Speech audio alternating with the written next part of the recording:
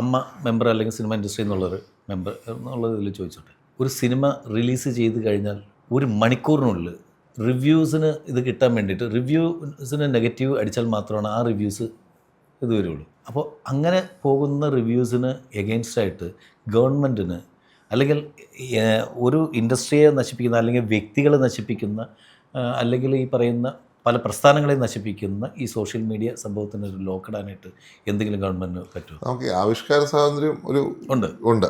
അപ്പോൾ അതുപോലെ തന്നെ ഇതൊന്ന് വളരെ കെയർഫുള്ളി നമുക്കതിനെ ടാക്കിൾ ചെയ്യേണ്ടതുണ്ട്. നമുക്ക് ആവിഷ്കാര സ്വാതന്ത്ര്യം തടയാനും പറ്റത്തില്ല, അതേസമയം എന്താ പറയുക, അവരുടെ ഫ്രീഡം ഓഫ് സ്പീച്ചിനെ ബാധിക്കാനും പറ്റത്തില്ല, അതേസമയം നിങ്ങളുടെ പ്രൊഡക്ഷനെ ബാധിക്കാനും പാടില്ല. നിങ്ങൾ ഇത്ര എഫേർട്ട് എടുത്ത് നിങ്ങൾ ഇത്ര കഷ്ടപ്പെട്ട് ചെയ്യുമ്പോൾ അതിനെ തകർക്കാൻ വേണ്ടി ഒരു ശ്രമം ഉണ്ടെങ്കിൽ അത് സ്റ്റോപ്പ് ചെയ്യാൻ ഫുൾ സ്റ്റോപ്പ് ചെയ്യേണ്ട കാര്യം തന്നെയാണ്. അതെങ്ങനെ ഒരു ബാലൻസിലൂടെ ചെയ്യാൻ പറ്റുമോ എന്നുള്ളത് നമ്മുടെ ഗവൺമെൻറ്റിനോട് ചേർന്ന് ആലോചിച്ച് നമ്മൾ ചെയ്യേണ്ട കാര്യം. കാരണം ഇതിപ്പോൾ അനിവാര്യതയാണ്. വെറുതെ ഒരു ഫിലിം ഇറക്കി അപ്പം തന്നെ മോശം പറയുക, അല്ലെങ്കിൽ അതിന് മുമ്പ് തന്നെ മോശം പറയുക എന്ന് പറഞ്ഞാൽ അത് ശരിയായിട്ടുള്ള കാര്യമല്ല.